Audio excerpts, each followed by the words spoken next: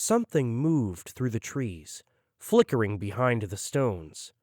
Like a ghost, seen only out of the corner of an eye, or with the movement of a head, a deer flashed down the narrow roadway. None of the Demians who thought they saw it could say exactly what they saw.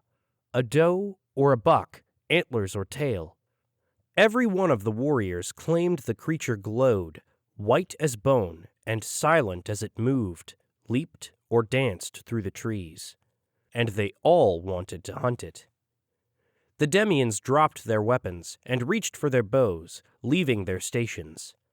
The officers and sorcerers, too, caught her spell, just like the lower ranks, and each thought he alone would catch the deer, glowing in the misty moonlight before she faded into invisibility.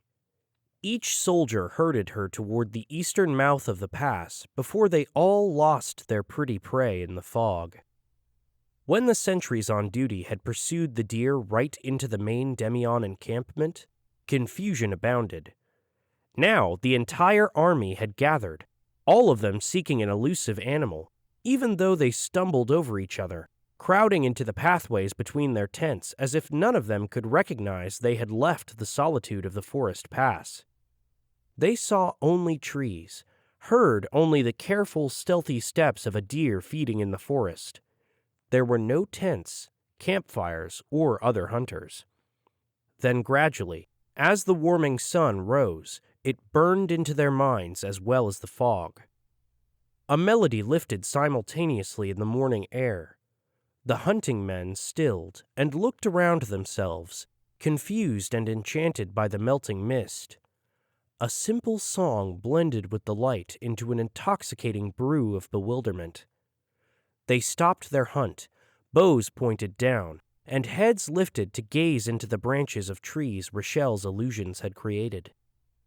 None of them could recall the exact tune, or even if it had words. What instruments they heard eluded them. Perhaps it was the wind that blew the music, like the last tendrils of mist into the morning sun. None of the survivors of the hunt could remember how the melody flowed precisely.